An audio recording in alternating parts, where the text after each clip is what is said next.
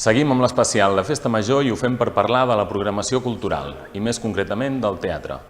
Estem al Teatre de l'Aurora, que acull per segon any el microteatre Xiques, 5 representacions teatrals que es fan en diferents espais del teatre. Tenim per parlar-ne Joel Grau, el director de Xiques. Com va néixer Xiques? Bé, la idea de Xiques ve del Bages, ve de Manresa, que amb una conversa de cafè vam començar a parlar, home, i si fem doncs unes representacions teatrals amb gent de la comarca i aquestes representacions si les podem fer al teatre principal d'allà a Manresa, al Teatre del Cursal, però vam dir, i si ho fem en format petit i aquest format petit ho diversifiquem en microteatre, per tant doncs puguem posar més artistes i aquests més artistes doncs llavors puguin participar-hi en diferents espais del teatre, o sigui, no a l'escenari pròpiament dit, sinó en diferents espais. Això va agradar molt, va quallar molt i llavors es va presentar aquí a l'Aurora. I aquí a l'Aurora doncs s'ha fet el mateix, o sigui, s'ha presentat artistes comarcals de diferents disciplines, doncs des de dramaturgs, actors, actrius, de musicals, músics, fins i tot doncs ballarines, amb gent de circ l'any passat, etc. I amb aquesta gent se'ls ha proposat de fer obres teatrals molt curtes, uns 12 minuts, a diferents passis al Teatre de l'Aurora, però no a l'escenari del Teatre de l'Aurora, sinó amb les diferents dependències que tenen ells. Això va agradar molt la proposta, tothom s'hi va apuntar, es van fer 5 grups, per tant 5 espais, i va funcionar molt bé durant els dies de Festa Major de l'any passat. I aquest any la fórmula s'ha repetit, amb gent nova, amb bastants espais nous, i també jo crec que l'aposta sobretot artística i de qualitat és molt alta i que valdrà molt la pena que la gent ens vingui a veure. Parlaves de l'èxit de l'any passat. Quines novetats trobarà el públic aquest any?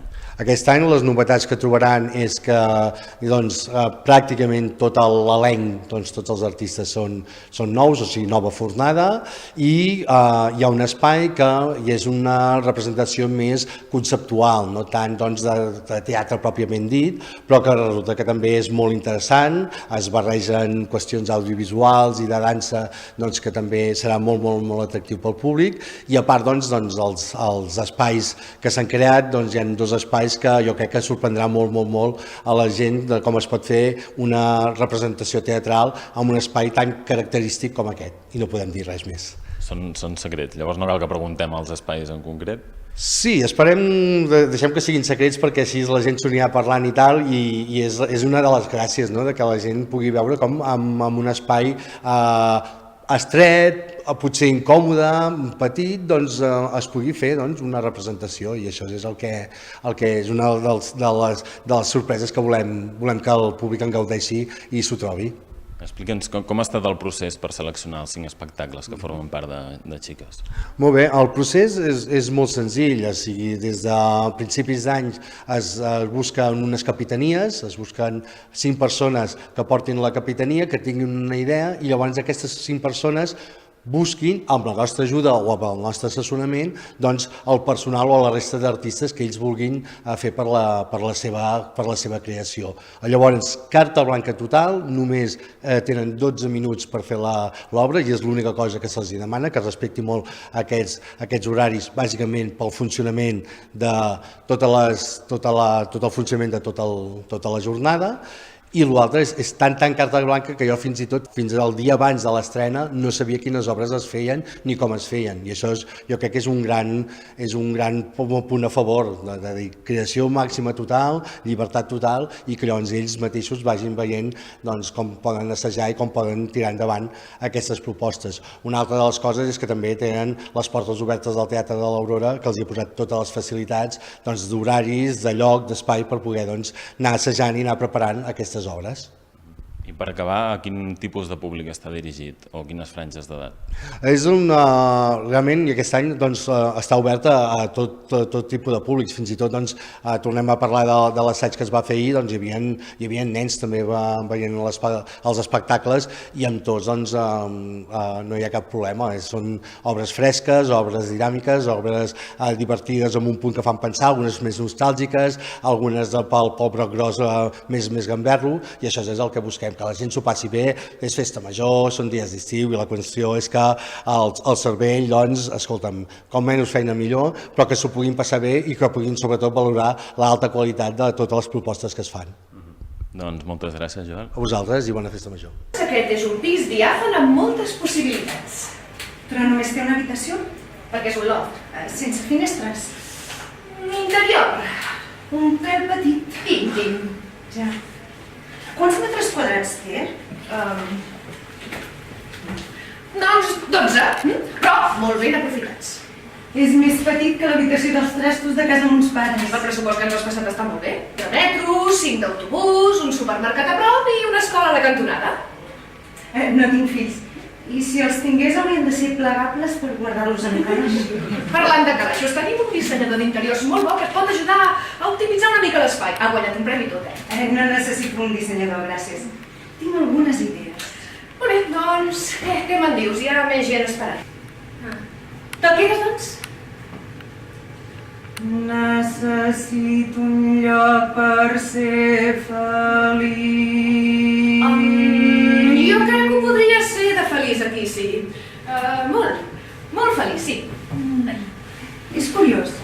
Tothom parla de la felicitat, però ningú no sap com definir-la. Bé, potser el que et fa feliç a tu no em fa feliç a mi i a l'inrevés. Digue'm una cosa, vostè és feliç? Jo és que tinc un negoci, saps? A mi em sembla molt bé si tens una d'aquestes hippies holístiques que desitja la pau mundial, la felicitat global, un món sostenible per la humanitat i cuentos xinos per l'espirit. Els teus diners valen com els de qualsevol altre. Jo t'he fet una pregunta molt senzilla i no em responguis amb una altra pregunta de molt més difícil resposta. No sóc una hippie holística. I sí, m'interessa la pau mundial, però només hi penso de tant en tant quan veig les imatges dels atemptats a les notícies. Sóc una persona normal i corrent que ha decidit començar de nou en un lloc tranquil. Mi dentista. Que estan els anuncis. Doncs bé, resulta que tot això es programa aquí, perquè això ho programava el meu cunyat, el que té el restaurant allà a la plaça, menja molt bé allà, Doncs resulta que ho ha programat tot aquí i es fa que mira tu, i tal. I és fantàstic. Doncs el que us ho deia, resulta que tot això són molts calés, i això és com ho vaig comprar. Doncs això ho vam comprar perquè ni més ni menys que la meva dona se li va morir l'àvia. I amb els calés de l'herència, doncs allò vam pensar...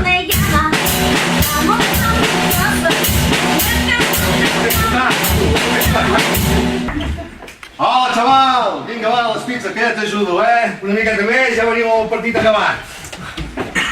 Són totes? Sis familiars i 6 individuals durant 65, senyor. Perfecte. M'emportaré aquesta pizza. Que no és de tonyina. Sí. Doncs deixa-la aquí, va, que comença el partit. No.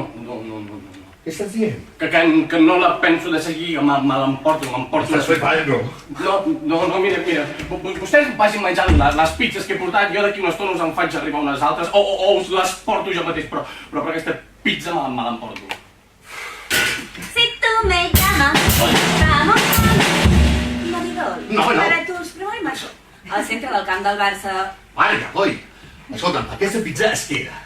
No, és que necessito emportar-me aquesta pizza. Però, per què? Perquè me la vull emportar. No pots emportar la pizza, si aquesta pizza la deixes aquí, cal. No vull emportar la pizza, no, perquè no me l'he escoltat, que necessito que me la vull emportar. No, per què? Perquè m'ha enamorat!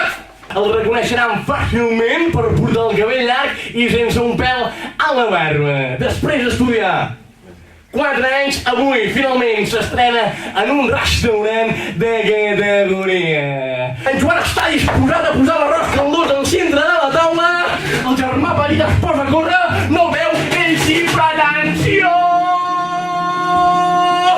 Perquè la realitat per un crit, el germà petit fa un gest brusc, en Joan rectifica amb l'atenció que se li desequilibra la cassola. Fa un últim moviment reflex, evita que la cassola caigui sobre el nen, però part de l'arròs caldós surt cap a l'esquena de la seva mare, que es